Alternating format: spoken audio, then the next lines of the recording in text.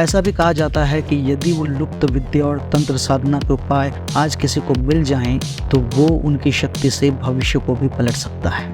इसी कारण उसने जानबूझकर माता सीता का हरण किया। नारायणास्त्र को छोड़कर विश्व के सभी दिव्यास्त्र उसके पास थे।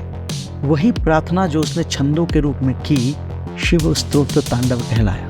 किंतु शनिदेव से विशेष द्वेष के कारण रावण उन्हें सदैव अपने चरण पादुकाओं के स्थान पर रखता था। इसी कारण वही आज तक का एकमात्र ऐसा योद्धा बना जिसे अति महारथी होने का गौरव प्राप्त हुआ। नमस्कार मित्रों, मैं नीलाभ एक बार फिर से धर्म संसार पर आप सभी का स्वागत करता हूँ। इस बात में कोई दो राय नहीं है कि रावण में चाहे कितने भी अवगुण हो, पर वो अपने समय का महान पंडित था। मातृकुल से राक्षस होने के बाद भी वो ब्राह्मण कहलाया, क्योंकि उसका पितृकुल ब्राह्मण था। वो परमपिता ब्रह्मा के पुत्र और सप्तर्षियों में से एक महर्षि पुलत्स्य का पौत्र और महर्षि विश्रवा का पुत्र था।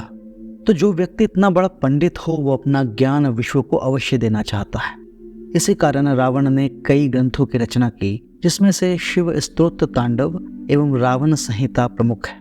इस वीडियो में हम रावण द्वारा रचित महान ग्रंथ रावण संहिता के बारे में जानेंगे। रावण संहिता विशेष रूप से कर्मफल को बताती है, अर्थात इसमें मनुष्यों के कर्मफल का लेखा जोखा होता है। ये पुस्तक मुख्यतः ज्योतिष और तंत्र मंत्र पर आधारित है, जो आपके सभी प्रकार के दुखों से मुक्ति का मार्ग बताती है। लेकिन रावण संहिता में क्या है, इसे जानने के लिए हमें थोड़ा इतिहास में जाना होगा, अन्यथा हमें इसका संदर्भ समझ में नहीं आएगा। जब रावण को अपने नाना सुमाली से राक्षस कुल के दुर्दशा के विषय में पता चला, तो उसने शक्ति प्राप्त करने के लिए अपने भाई कुंभकर्ण और विभीषण के साथ परमपिता ब्रह्मा की घोर आराधना की। ब्रह्मदेव के प्रसन्न होने पर उसने अमरता का वरदान मांगा, पर ब्रह्मा जी ने मना कर दिया। तब उसने वरदान मांगा कि देव, दैत्य, दानव, यक्ष, गंधर्व, नाग, किन्नर और अन्य कोई भी जाति उसका वध ना कर सके।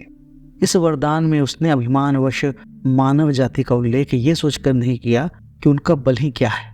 ब्रह्मदेव ने वरदान दिया और अंतर्धान हो गए। ऐसी अपार शक्ति को प्राप्त करने के बाद उसने अभिमानवश महादेव से युद्ध कर लिया और पराजित हुआ। कैलाश को उठाने की प्रक्रिया में उसके दोनों हाथ कैलाश के नीचे दब गए और उसे अपार कष्ट हुआ। उस कष्ट से मुक्ति पाने हेतु उसने महारुद्र की 100 वर्षों तक तपस्या की।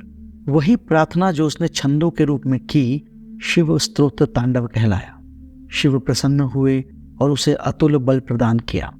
तब उसने कहा कि प्रभु, मैं आपसे युद्ध करने की भूल अज्ञानता में कर बैठा, और तब समझ में आया कि ज्ञान ही सबसे बड़ा मित्र है।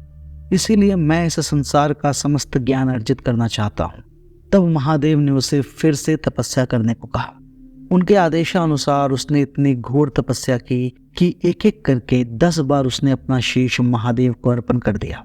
तब महादेव प्रसन्न हुए और उन्होंने उसे 10 शीश प्रदान किए, जिसके कारण वो दशानन कहलाया। इसके बाद महादेव ने उसे विश्व का समस्त ज्ञान देना आरंभ किया। पहले 4 मुख से उसने चारों वेद और फिर अन्य 6 मुख से उसने 6 शास्त्रों का ज्ञान महादेव से अर्जित किया। इस प्रकार वो विश्व का पहला प्राणी बना जिसने एक साथ चारों वेदों और 6 शास्त्रों का ज्ञान अर्जित किया हो। उन्हीं 10 मुखों से वो एक साथ निरंतर वेदों और शास्त्रों का पठन पाठन किया करता था। इस प्रकार सभी से अजेय होकर वो राज्य कर रहा था कि एक दिन आकाशवाणी हुई कि उसकी मृत्यु एक मानव के हाथों होगी। वो मानव कौन है, ये जानने के लिए उसने फिर महादेव की तपस्या की।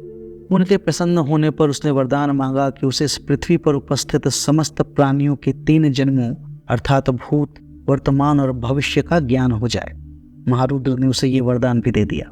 तब उसी ज्ञान से उसे पता चला कि भविष्य में दशरथ के होने वाले पुत्र राम के हाथों उसकी मृत्यु होगी। इसी कारण उसने हर प्रयास किया कि श्री राम का जन्म ही ना हो, किंतु उसके सभी प्रयासों के बाद भी दशरथ और कौशल्या का विवाह हुआ और श्री राम का जन्म हुआ।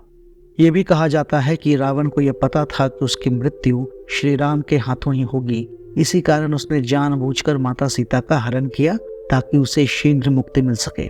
जब रावण को समस्त प्राणियों के 3 जन्मों का ज्ञान हुआ, तो उसे अपने जन्म के बारे में भी पता चला।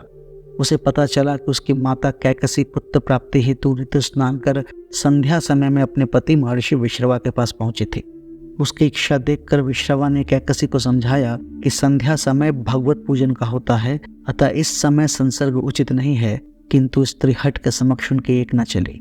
तब महर्षि विश्रवा ने विवश होकर अनुचित काल में अपनी पत्नी के साथ संसर्ग किया, जिस कारण नवग्रह रुष्ट हो गए और अमंगलकारी भाव में स्थित हो गए। इसी कारण रावण में राक्षसी गुण अधिक था और वो अमर नहीं बन सका।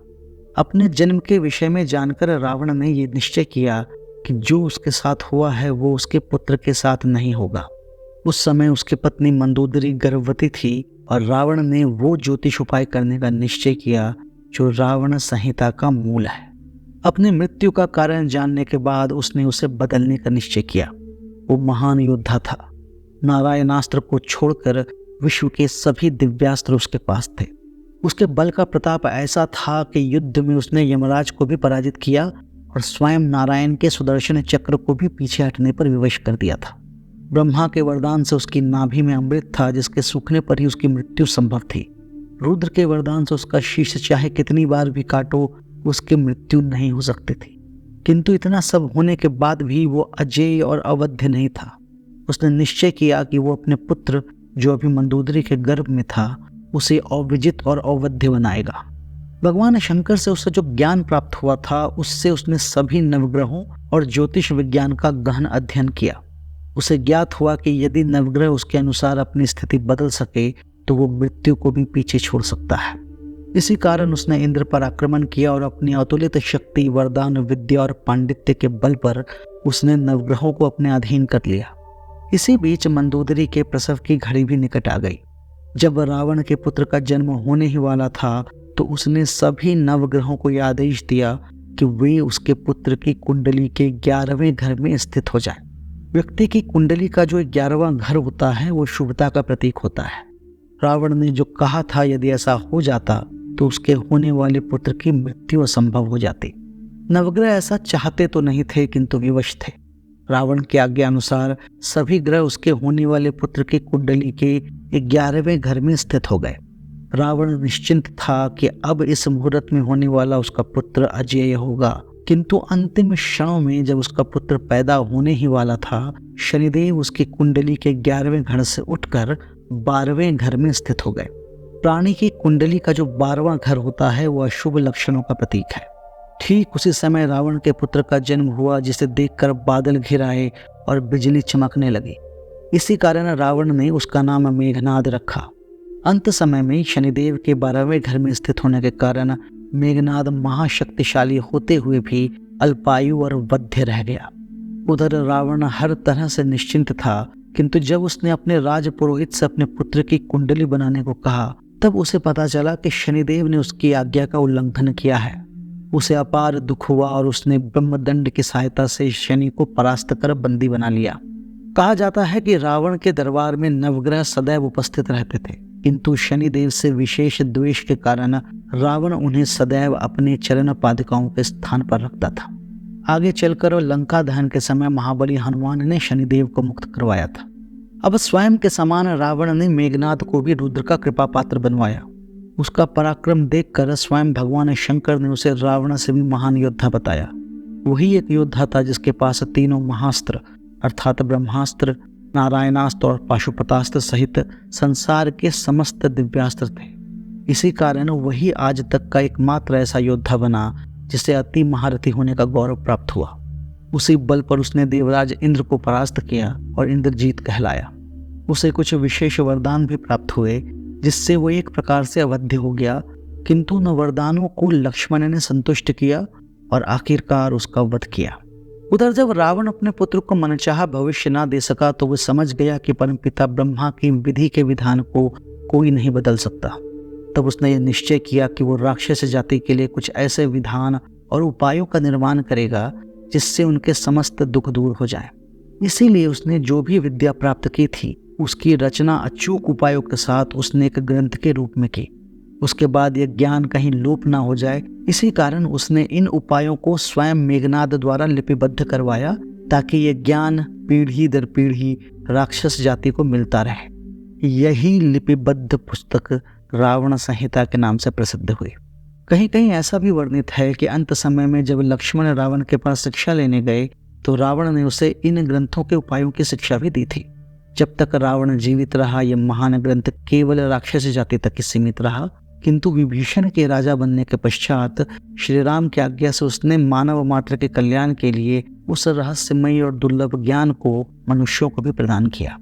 ऐसा भी वर्णन आता है कि लक्ष्मण को रावण संहिता का जो ज्ञान रावण से प्राप्त हुआ था, उन्होंने ही उसे अनुवाद कर अयोध्या में रखवा लिया था, जहां से बाद में इसका प्रचार प्रसार आरंभ हुआ।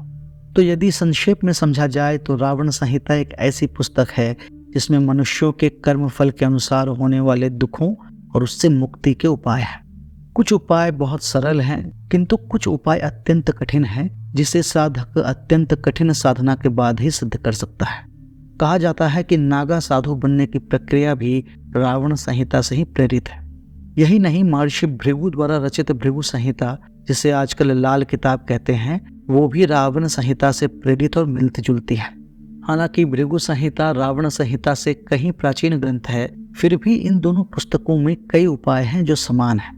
कहते हैं कि समय के साथ साथ विद्वानों ने रावण संहिता के सर्वाधिक चमत्कारी उपायों को जानबूझकर मिटा दिया ताकि कलयुग में मानव उसका दुरुपयोग ना कर सके।